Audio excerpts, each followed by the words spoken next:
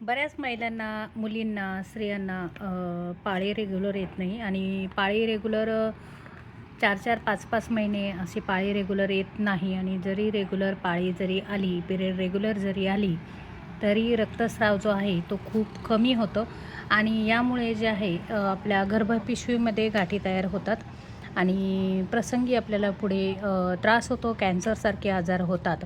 तर हे जर तुम्हाला टाळायचं असेल, जर तुम्हाला पाळी रेग्युलर येत नसेल आणि गर्भाशयामध्ये गाठी असतील किंवा फायब्रॉइडच्या गाठी वगैरे असतील, तुम्हाला PCOD, PCOSचा त्रास काही असेल, तर तुम्ही ही पावडर नक्की ट्राय करायला पाहिजे. कारण ही पावडर जी आहे पूर्ण आयुर्वेदिक पावडर आहे. या पावडरपासून कुठलेही साईड इफेक्ट नाही. ही पावडर पूर्ण आयुर्वेदिक पावडर आहे. ही पावडर जी आहे ती घेतल्यानंतर आपल्याला आपले जे हेल्थ इश्यू आहे, पिरियड जी आहे ती क्लिअर होते. एक महिन्याभरातच आपल्याला रिझल्ट येऊन जातो. परंतु 3 महिने कोर्स करणं आपल्याला गरजेचं असतं. कारण ही जी पावडर आहे, या पावडरमुळे तुमची गर्भपिशवी क्लीन होणार आहे. अँटीबायोटिकसारखं काम ही जी पावडर आहे ती आपल्या गर्भपिशवीमध्ये करत असते. आपल्या नसा मोकळ्या करायचं काम करत असते. गर्भपिशवीच्या आजूबाजूला जर काही चरबी असेल तर ती वितळायचं काम जे आहे ती ही पावडर करत असते. त्यामुळे 3 महिन्याचा कालावधी हा लागत असतो. कारण पुन्हा पुन्हा पिरियडचे इश्यू होऊ नये, पुन्हा पुन्हा शरीरामध्ये गाठी होऊ नये, यासाठी आपण ही पावडर जी आहे, ह्या पावडरचा कोर्स 3 महिन्याचा आपण सांगितलेला आहे. ह्या पावडरचा कोर्स करत असताना कुठलाही तुम्हाला साईड इफेक्ट होणार नाही. ही जी पावडर आहे प्युअर आहे. प्युअर 15 ते 18 वनस्पतींपासून ही पावडर बनवलेली आहे. ही पावडर घेत असताना आपल्याला कुठलेही नियम पाळायचे नाही आहे. म्हणजे जसं की नॉनव्हेज वगैरे खाण्याचं सोडायचं वगैरे ह्या गोष्टी आपल्याला करायच्या नाही आहे. फक्त तेलकट, ऑइली, मैद्याचे पदार्थ, फास्ट फूड या गोष्टी आपल्याला वर्ज्य करायच्या आहे.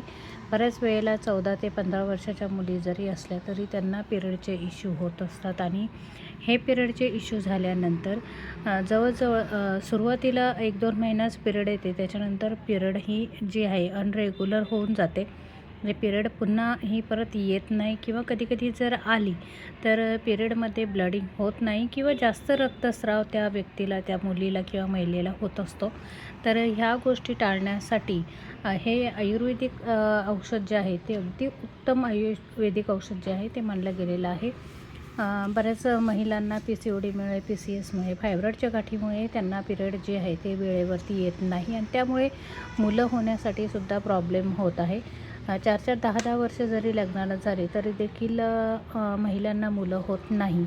तर पाळी रेग्युलर नसल्यामुळे त्यांचे मुलं ज्यांना जे आहे ते होत नाही आहे आणि जास्त रक्तस्राव होतो किंवा कमी रक्तस्राव होतो. या 2-3 गोष्टींमुळे मुलं होण्यामध्ये अडथळा येत असतो आणि पिरियड रेग्युलर तुम्हाला जर करायचे असेल, पाळीचा काही इश्यू असेल, PCOD तुम्हाला असेल, PCS असेल किंवा फायब्रॉइडच्या काही गाठी तुमच्या गर्भपिशवीमध्ये असतील आणि पिरियड तुमचे रेग्युलर येत नसेल, तुम्हाला पिरियडमध्ये जास्त रक्तस्राव होत असेल किंवा कमी रक्तस्राव होत असेल, तर तुम्ही ही पावडर घेणं खूप गरजेचं आहे.